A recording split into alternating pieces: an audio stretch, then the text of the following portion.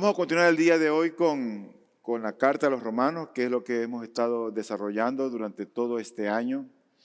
Y ya estamos en el capítulo 9. Romanos tiene 16 capítulos y este año nos van a quedar debiendo el tiempo. Por lo tanto, los primeros meses del próximo año vamos a ver otra carta, pero vamos a continuar con el libro de Romanos hasta concluirla.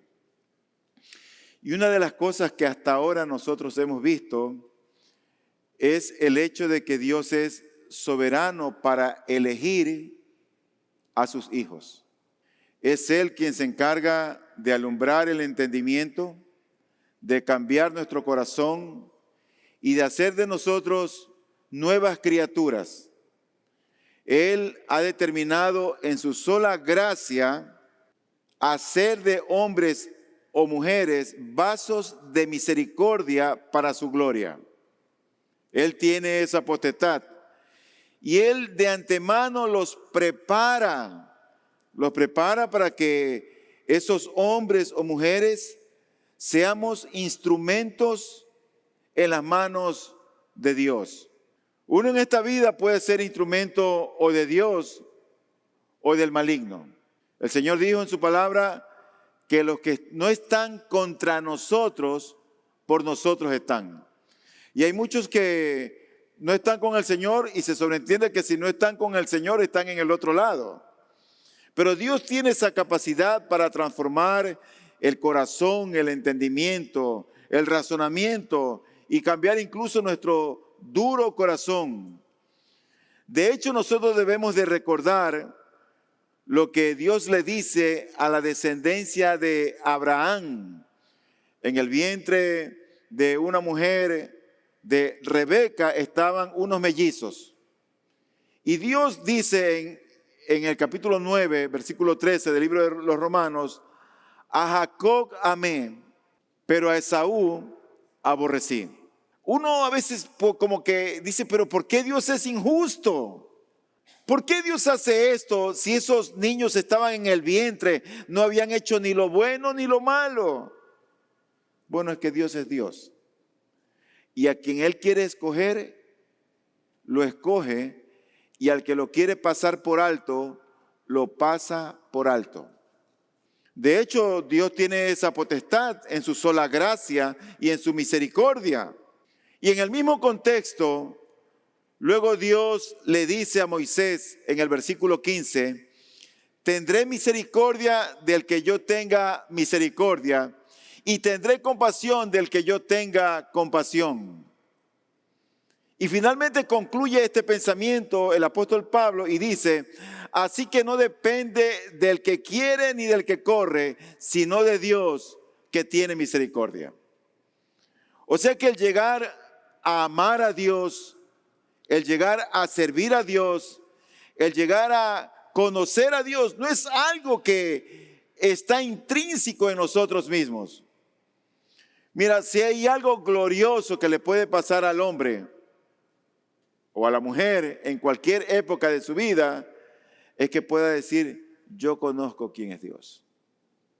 Yo conozco a mi Señor.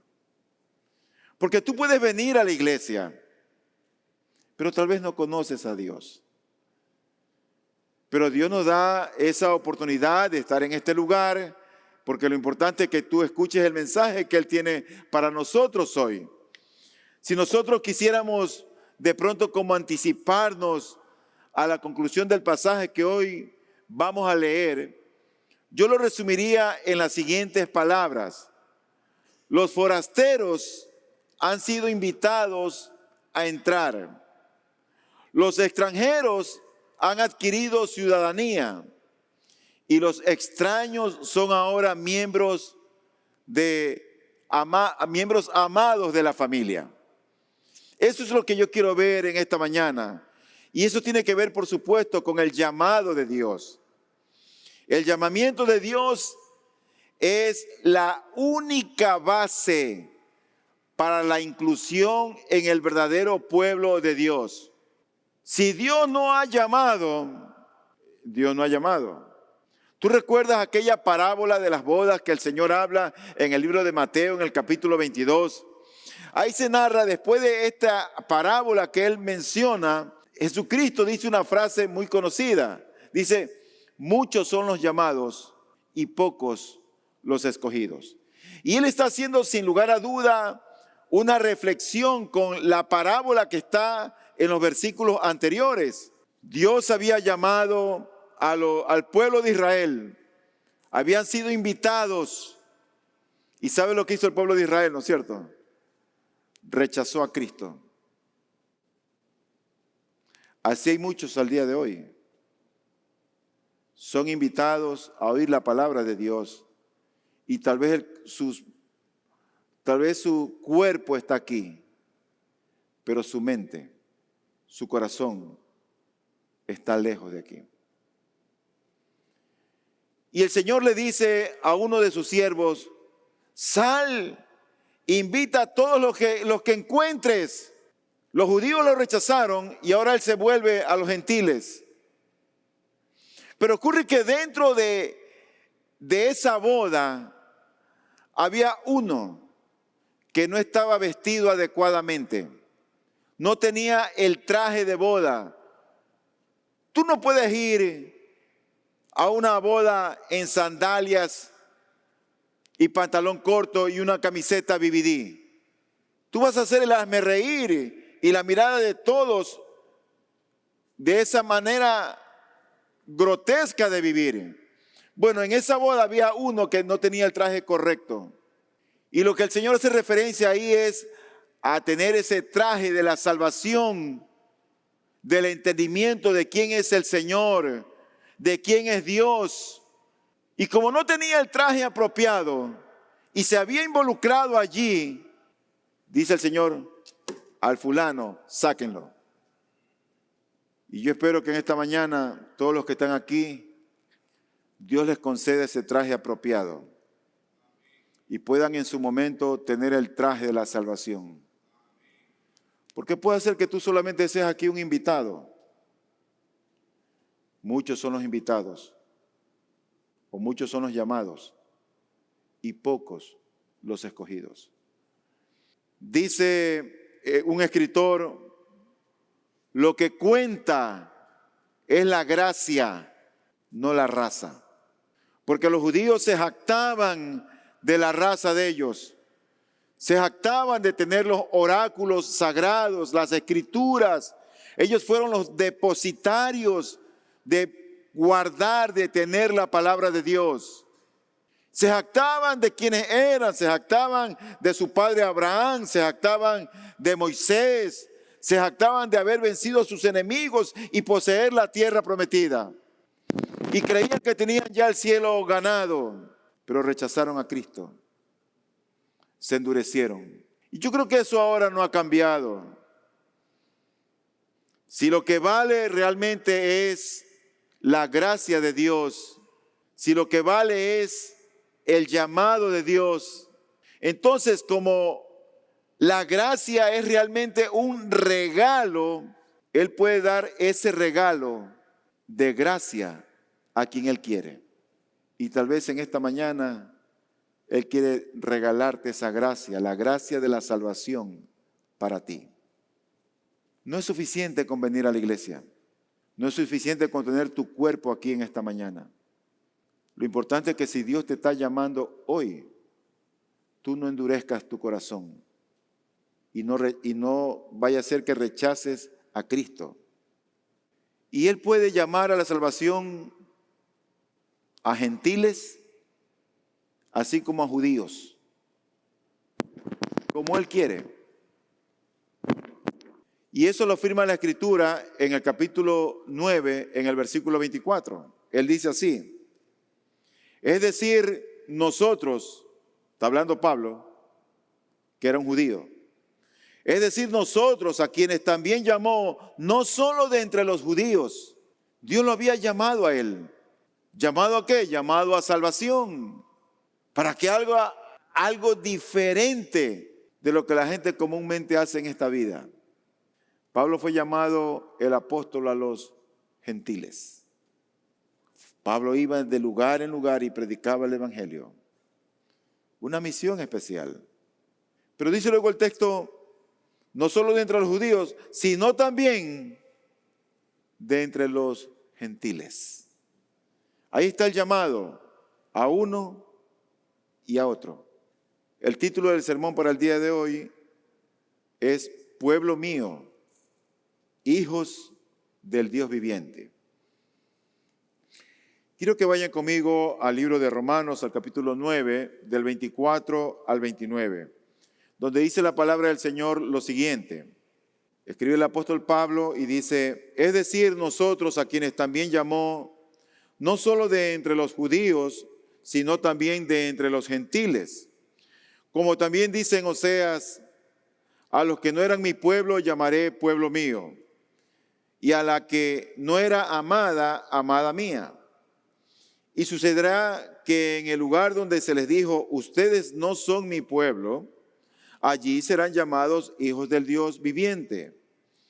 Isaías también exclama en cuanto a Israel, aunque el número de los hijos de Israel sea como la arena del mar, solo el remanente será salvo. Porque el Señor ejecutará su palabra sobre la tierra cabalmente y con brevedad. Y como Isaías predijo, si el Señor de los ejércitos no nos hubiera dejado descendencia, hubiéramos llegado a ser como Sodoma y hechos semejantes a Gomorra. Quiero ver en esta mañana el sermón basado solamente en 2 puntos, y lo primero que quiero ver es el llamado que Dios hace a los gentiles. Y eso está en el versículo número 24 y luego soportado por el versículo 25 y 26, donde Pablo toma unas citas del Antiguo Testamento para mostrar esta verdad. Y dice el versículo 24, es decir, a nosotros, a quienes también llamó, no solo de entre los judíos, sino también de entre los gentiles. Y ahí está hablando la elección que Dios ha hecho, o a quienes ha llamado, por un lado de entre los gentiles a un grupo, y por otro lado a ciertos judíos. Mira, el llamado tiene sentido cuando el sujeto quien llama es Dios. Si Dios llama a alguien a salvación, eso tiene sentido. Si Dios no llama a nadie, pues ¿qué sentido puede tener hagas lo que hagas? Dios llamó al apóstol Pablo, llamó a Pedro, llamó a Juan, llamó a sus apóstoles, y eso tuvo un sentido para ellos. Eso transformó sus vidas, eso los cambió, hizo de ellos nuevas criaturas. Ya las redes y los peces y el mar ocupó un segundo plano. La cosmovisión de lo que entendieron fue diferente. La razón de vivir ahora ya no era los peces, ni el mar, ni las redes. La razón de vivir de ellos era ahora Cristo el Señor. Y así debe ser en la vida del cristiano. La razón, el motor, el motivo de mi existencia debe ser Cristo. El llamado tiene sentido cuando quien nos llama es el Señor. Y aquellos llamados son sus vasos de misericordia que Él de antemano ha preparado para su gloria. Pablo quiere ahora demostrar que a estos gentiles que el Señor llamó, quiere demostrar por medio de una carta en el Antiguo Testamento el hecho que ya años o siglos atrás había ya Dios en su plan eterno, en su decreto eterno, había considerado salvar a los gentiles. De hecho, muchos de nosotros estábamos en ese plan. Y para esto, él cita el versículo 25 y 26 del libro de Romanos. Dice, como también dice en Oseas, Oseas es uno de los profetas menores del Antiguo Testamento. Él quiere demostrar ahora por el Antiguo Testamento que Dios ya tenía en su plan el llamar a los gentiles, es decir, a aquellos que no eran judíos. Ahí estamos nosotros. Tú y yo no somos judíos.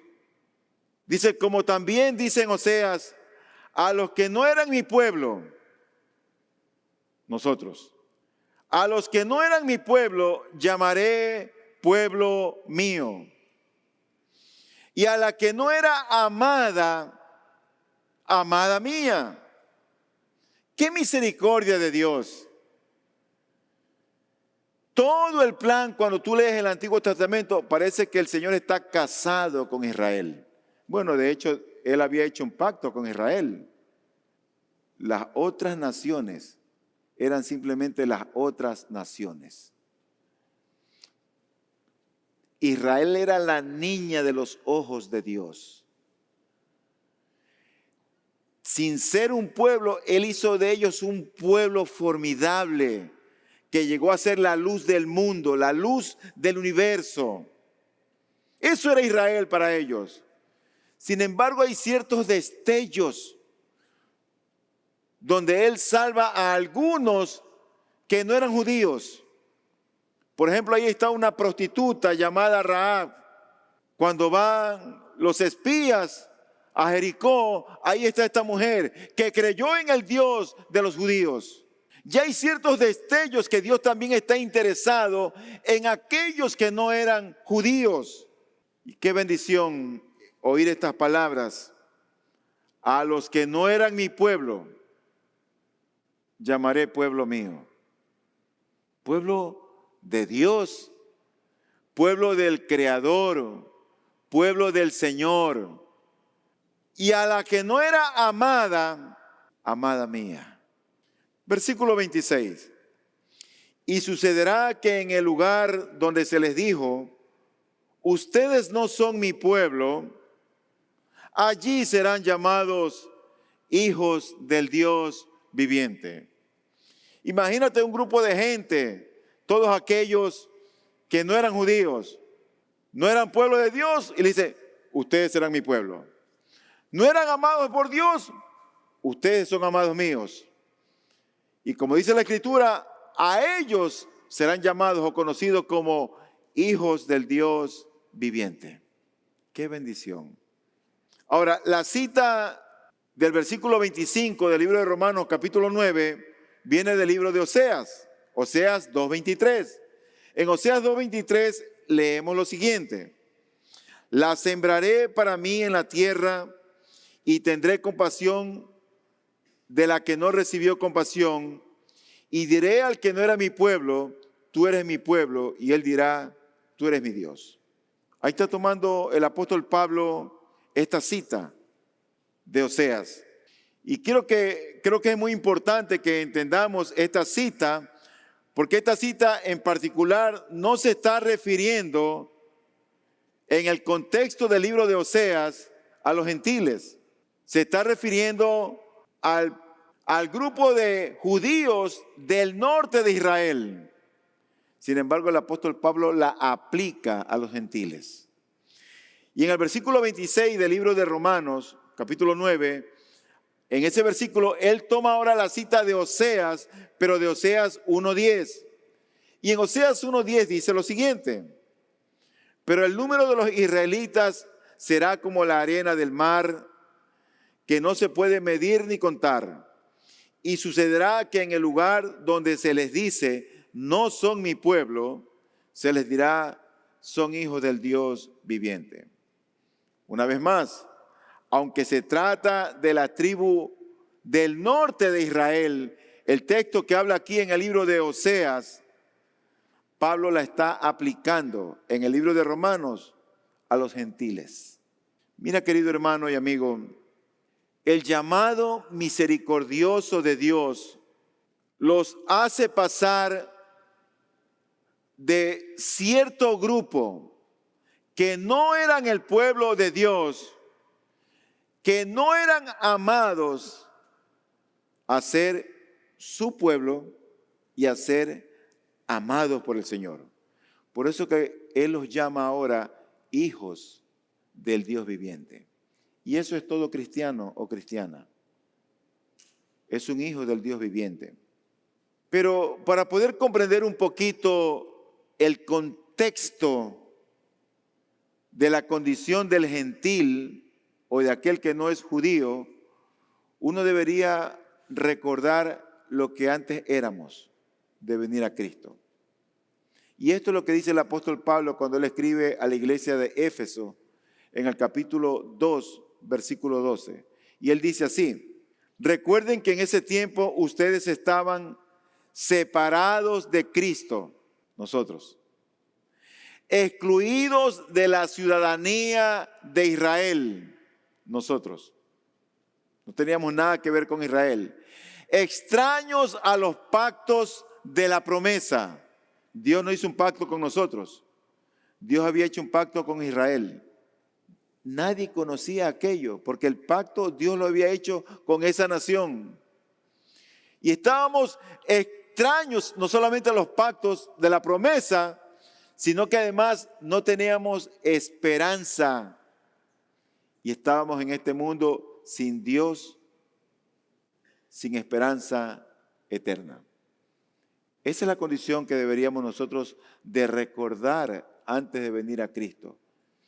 Pero cuando Cristo vino y alumbró nuestro entendimiento, ya no fuimos más extraños, sino que Dios nos adoptó, nos transformó, nos hizo sus hijos y ahora somos hijos del Dios viviente. Y aunque Dios había salvado a algunos que no eran judíos, como el caso de Rahab, como el caso de Ruth, su pueblo procedía mayormente de los judíos. Y de hecho, en el tiempo en que vivía Pablo, en algunas comunidades, los creyentes gentiles a veces eran más que los creyentes judíos. Y en el nuevo pacto, esa manera de obrar de Dios, de tener su mirada solamente puesta en los judíos para la salvación, con el nuevo pacto, la perspectiva para nosotros de parte de Dios cambia. ¿Sabes por qué? Porque Dios imparte gracia de manera igual tanto a judíos como a gentiles. Y Él decide salvar tanto al uno como al otro. ¿Sabes que para Dios no hay acepción de personas? No importa tu condición de oscuridad espiritual en la que te encuentres. No importa lo profundo, grande o extenso de tu pecado. Dios se complace en perdonar y Dios se complace en salvar. Porque tenemos un Dios que es misericordioso. Lo que el hombre debe de hacer es aceptar ese favor de Dios y decirle: Señor, gracias. Aquí estoy. Quiero vivir para ti. Los años que he vivido ignorándote, siendo indiferente, desconociendo tus caminos, los años de vida que tú me des, los años de vida que me queden, quiero vivir para ti. ¿Qué quieres hacer el resto de días que te queden? ¿Qué es para ti lo más prioritario en esta vida? ¿Tus estudios? ¿El trabajo?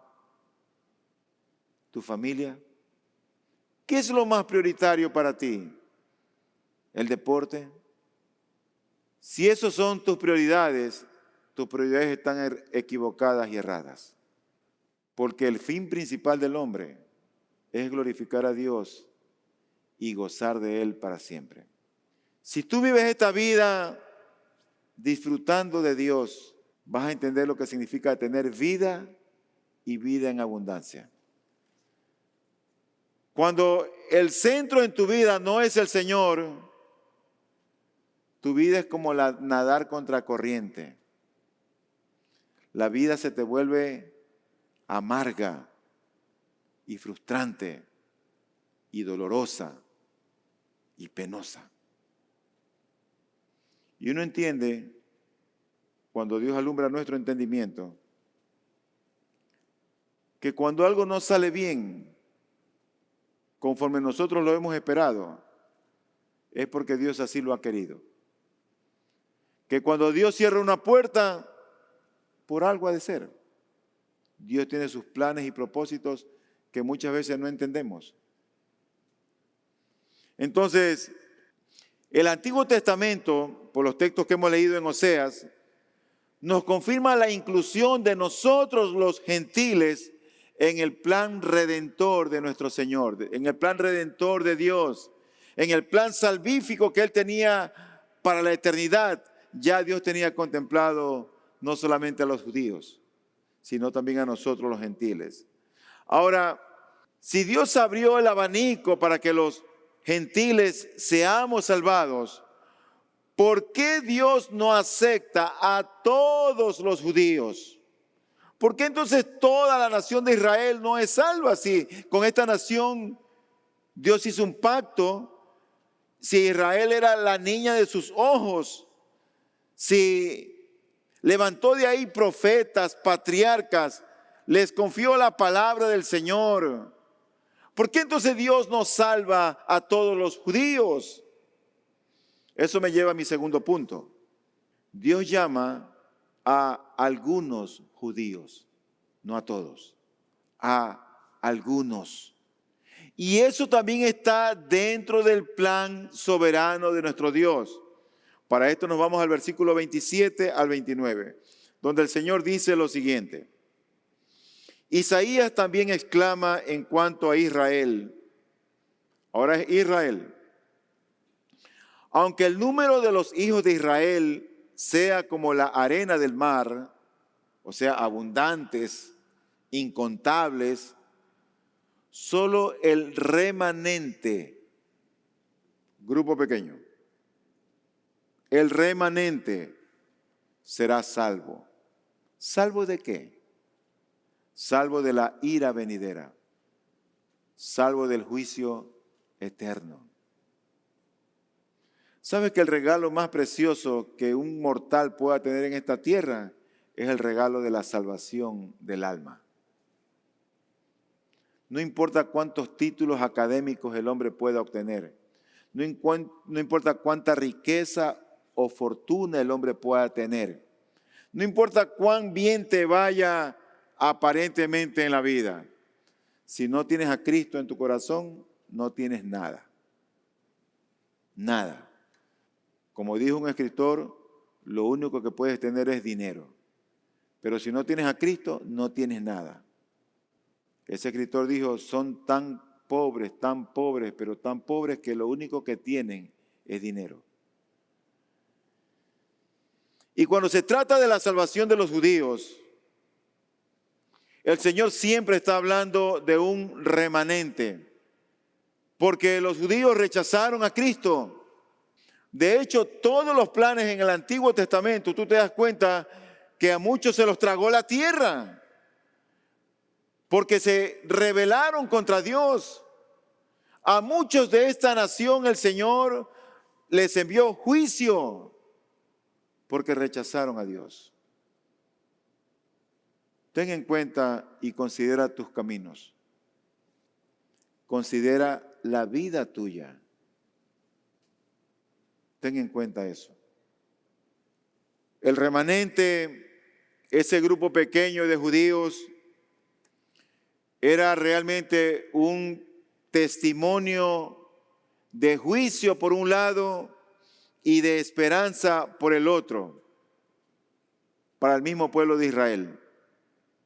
Dios no iba a salvar a toda la nación de Israel, solamente a un grupo. Y ese grupo representaba para ellos un testimonio de juicio y de esperanza. Juicio porque la permanente pecaminosidad de esta nación, Israel, atrajo la sentencia de Dios sobre el pueblo, lo cual resultó en la salvación de solamente un grupo pequeño que temió a Dios, que creyó en Dios y que obedeció a Dios. Así que por un lado era un testimonio de juicio, pero por otro lado era un testimonio también de esperanza. ¿Y por qué esperanza? Por cuanto a pesar de la pecaminosidad de Israel, Dios mantuvo su compromiso con el pacto y prometió salvar al menos a una parte del pueblo. Por eso tenían esperanza, porque no los destruyó a todos, destruyó a los que se rebelaron contra Dios, pero los que eran el remanente tenían la esperanza de salvación. Por eso que dice el pasaje, porque el Señor ejecutará su palabra sobre la tierra cabalmente y con brevedad. Se refiere al juicio. Hay un día cuando el Señor volverá a la tierra por segunda vez y llamará a juicio a las naciones. Y uno por uno de nosotros estará frente al tribunal de Dios. Unos ante el tribunal de Cristo y otros ante el tribunal de juicio para dar respuesta por la vida que hemos tenido aquí ahora. Si tu vida ha sido una vida indiferente a Dios o ha sido una vida de obediencia a Él. Y el pasaje termina con el versículo 29, cuando dice, y como Isaías predijo, si el Señor de los ejércitos no nos hubiera dejado descendencia, o sea, si no hubiera habido un remanente, un grupo que los representara como un pueblo que temía a Dios, ¿sabes cuál hubiera sido el resultado? Ellos hubieran adquirido la misma postura de los habitantes de Sodoma y Gomorra. Cuando tú vas al libro de Génesis, tú te das cuenta que en esa ciudad habitó el sobrino de Abraham, Lot. Y Lot fue haciendo sus tiendas un poquito más allá hasta que se acercó a estas tierras. Y lo que reinaba entre esa gente era el pecado, era la inmundicia, era el terror entre ellos, sodomitas. ¿Y tú sabes cuál fue el final de ellos? Dios destruyó esa ciudad con fuego y azufre desde el cielo. El castigo para aquellos que rechazan a Cristo será peor que el de Sodoma y Gomorra. Porque el castigo para los que rechazan a Cristo será con fuego y azufre, pero que arde por la eternidad. Donde la gente deseará morir y no podrán. Ahí será una vida de tormento y dolor por los siglos de los siglos. Por lo tanto, es en esta vida que nosotros tenemos que tener conciencia y prepararnos para la eternidad. Y todo eso está como tú recibes el Evangelio y la palabra de Dios.